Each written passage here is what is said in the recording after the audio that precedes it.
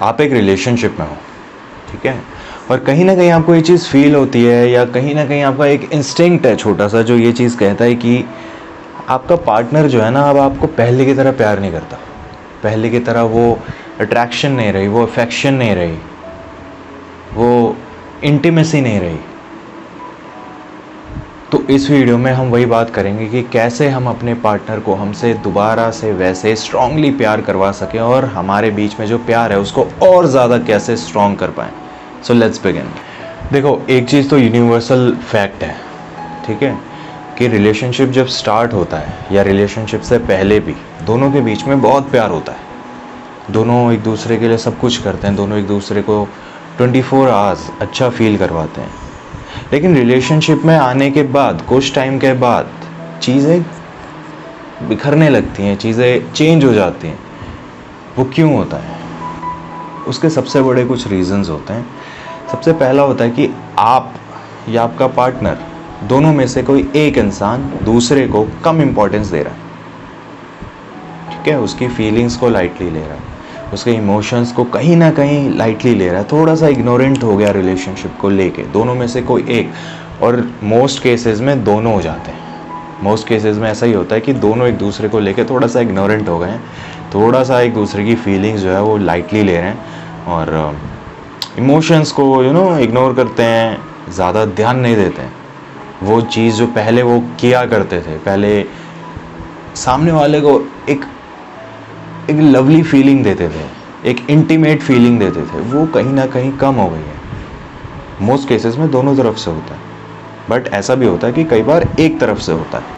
और ये चीज़ ऐसी है ना कि नोइंगली और अननोइंगली आप कर देते हो, ठीक है। कोई भी अपने रिलेशनशिप को ख़राब नहीं करना चाहता, ये भी ट्रुथ है, ये भी लॉ है यूनिवर्स का। कोई भी अपना रिलेशनशिप ख़राब नहीं करना चाहता है इंटेंशनली। तो नोइंगली और अननोइंगली आप कहीं ना कहीं ये चीज़ कर देते हो कि लाइटली लेते हो और इग्नोरेंट हो जाते हो थोड़े से। तो मैं इसके आगे कुछ पॉइंट्स आपके सामने रखूँगा, ठीक है। आपको क्या करना है, उन पॉइंट्स को ध्यान से सुनना है। अगर आप चाहें तो अपने साथ एक रजिस्टर, एक पेन लेके बैठें और इन पॉइंट्स को आप ध्यान से सुन के अपने एक्सप्लेनेशन पे नोट डाउन कर लीजिए, ठीक है। तो पहला पॉइंट मैं बोलूँगा कि don't tell them their mistakes, ठीक है। उनको उनकी गलतियां मत बताओ। अब इससे मेरा क्या कहना है कि उनको उनकी गलतियां मत बताओ। इससे मैं क्या कहना चाहता हूँ? इससे मैं कहना चाहता हूँ कि देखो, आप दोनों एक रिलेशनशिप में हो ना, तो आप दोनों एक दूसरे के लिए इमोशनल सपोर्ट का काम करते हो, एक वेंटिलेटर का काम करते हो। वेंटिलेटर पता है ना, जब एक इंसान हॉस्पिटल में सीरियस कंडीशंस में होता है, जब सांस लेने में दिक्कत होती है, तो उसे वेंटिलेटर पर रखा जाता है। तो आप दोनों एक दूसरे से वेंटिलेटर का काम करते हो, ठीक है। अभी लेट्स सपोज आपके पार्टनर ने कोई गलती की, ठीक है, अपने करियर में रिलेटेड, अपनी फैमिली में रिलेटेड, अपने रिलेशन में रिलेटेड कोई गलती की, ठीक है। वो चीज़ उसको पता है, आप उसको उसकी गलती बता के सामने वाले को और ज़्यादा हर्ट कर दोगे। अभी लेट्स टेक एग्जांपल, ठीक है, एक छोटा सा एग्जांपल लेते हैं कि आपके पार्टनर ने अपने करियर में रिलेटेड कोई मिस्टेक कर दी, उस वजह से कुछ हुआ, फाइनेंशियल प्रॉब्लम हुई, और 2 महीने 3 महीने वो इंसान घर पे रहा, ठीक है, जस्ट बिकॉज उसने एक छोटी सी मिस्टेक कर दी अपने करियर में, ठीक है। अब वो चीज़ उसको भी पता है, उसको भी ये चीज़ मालूम है कि उसने क्या किया है। और अगर उसको नहीं भी पता है ना, तो पूरी दुनिया उसको बता रही है ऑलरेडी। पूरी दुनिया उसको इसी चीज़ के लिए कोस रही है, ऐड से कोस रही है। मैं यही बोलूँगा कि पूरी दुनिया उसकी एक तरीके से मारने में लगी हुई है कि that was your mistake, that was your fault, तो इस चीज़ के भी लायक नहीं है, तो ये भी नहीं कर सकता। तो उस इंसान की लाइफ में सिर्फ एक ऐसा इंसान है जो उसको सपोर्ट करेगा इस सिचुएशन में। That's what your partner is expecting right now, और वो इंसान आप हैं। तो अगर आप भी उनके साथ यही सेम चीज़ करते हो, सेम गलती उनको बता रहे हो, तो देखो क्या होता है ना, 90% केस में आपका पार्टनर बुरा नहीं मानेगा, 90% केस ऐसा होता है। बट कहीं ना कहीं 10% ऐसा भी होता है ना कि कहीं ना कहीं डीप इनसाइड आपके पार्टनर को बुरा लग सकता है, बिकॉज ही और she is going through the same situation.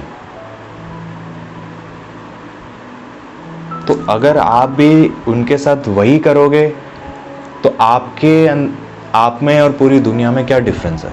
कुछ नहीं, it's all same, right? Does it make sense for you? Well, it's making sense for me. और अगर मेरे लिए सेंस बन रहा है देन आई एम श्योर आपके लिए भी इस चीज़ का सेंस बन रहा है। इंसान को जब पूरी दुनिया कोसती है ना किसी एक गलती के लिए, तो वो इंसान यही एक्सपेक्ट करता है कि उसकी लाइफ में एक ऐसा इंसान हो जो उसको एटलीस्ट संभाले, कुछ भी नहीं तो एटलीस्ट उसको सपोर्ट करे, उसको एक इमोशनल सपोर्ट दे, एटलीस्ट एक शोल्डर बने उसके लिए। And that's what she is expecting from you. तो यहाँ मैं अपना पॉइंट कंप्लीट करता हूँ कि आपको उनकी गलतियाँ नहीं बतानी है, ठीक है? अब यहाँ पर क्या होता है ना, यहाँ इस पॉइंट में मैं थोड़ा सा और सिंप्लीफाई करता हूँ, थोड़ा और इस पॉइंट को और क्लियर करता हूँ कि क्या होता है ना, कई बार कि दोनों के बीच में आर्ग्यूमेंट होती है, ठीक है? अब आप कोई भी चीज़ देख लो, इस दुनिया में जितने भी वॉर होते हैं, जितने भी आर्ग्यूमेंट्स होते हैं, जितने भी झगड़े होते हैं, सबका एक ही रीज़न होता है, ईगो। दोनों के अंदर ईगो है, दोनों में से कोई भी घुटने टेकने को तैयार नहीं है, ठीक है? तो आपको क्या करना है, आपको सामने वाले के, अभी लेट्स सपोज आप दोनों के बीच में आर्ग्यूमेंट चल रही है किसी चीज़ को लेके, दोनों में ईगो भरी हुई है दुनिया भर की, आपको पता है सामने वाले की गलती है और सामने वाले को भी पता है उसकी गलती है, ठीक है? लेकिन दोनों में ईगो इतनी है कि दोनों में से कोई भी घुटने नहीं टेक रहा नीचे, कोई भी हार नहीं मान रहा। तो उस सिचुएशन में you have to take a stand. What you should do,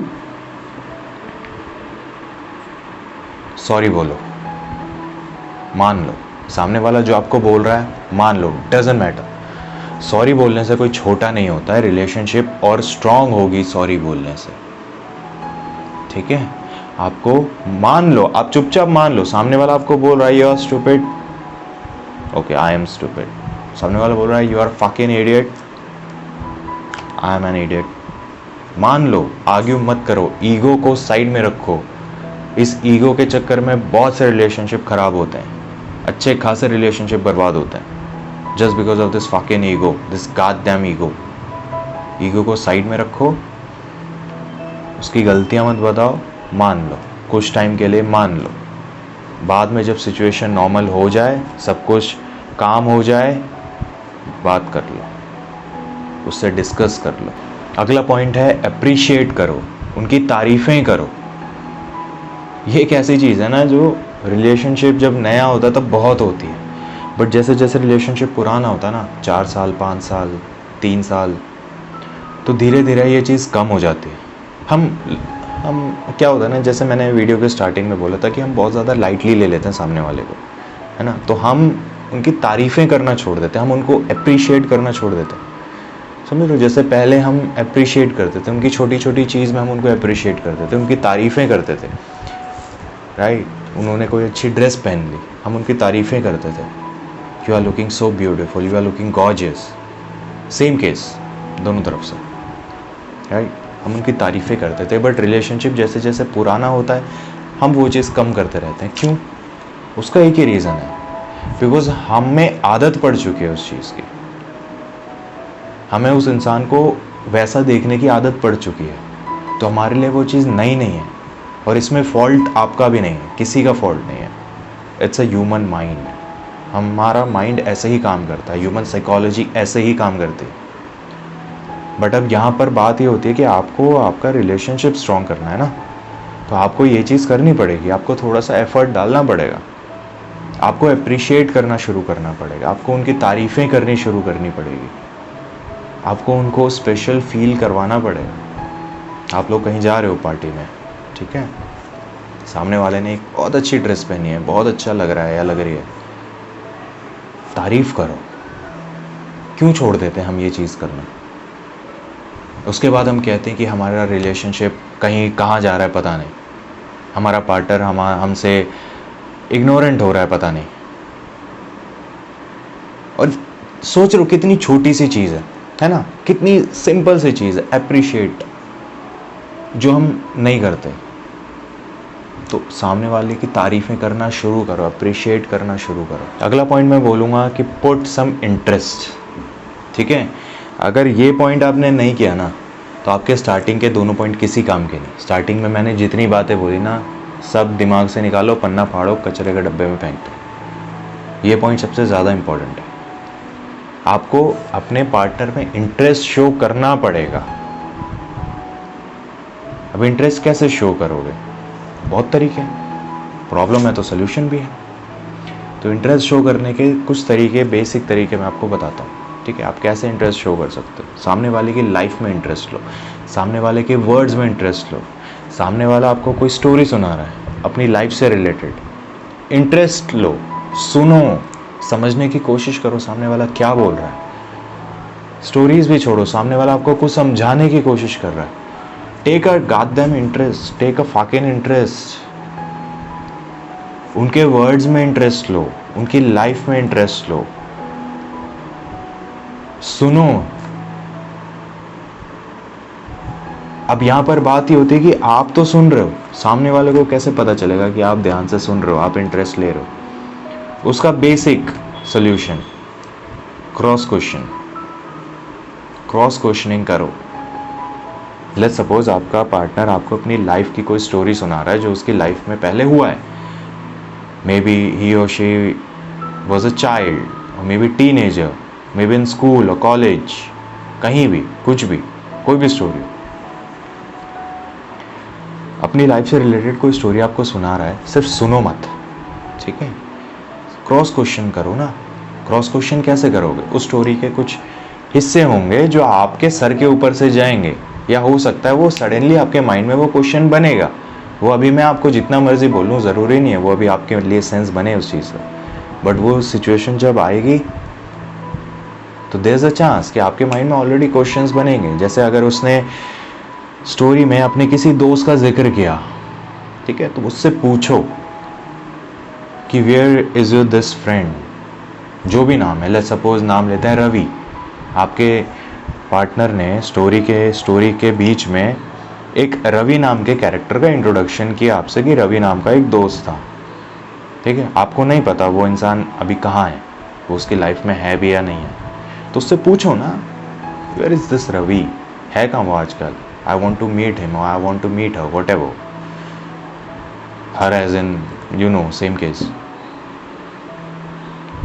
तो क्रॉस क्वेश्चनिंग करोगे तो सामने वाले को भी ये चीज़ पता चलेगी कि आप उनकी वर्ड्स में, आप उनकी लाइंस में, आप उनकी स्टोरीज में, आप उनकी लाइफ में इंटरेस्ट ले रहे हो।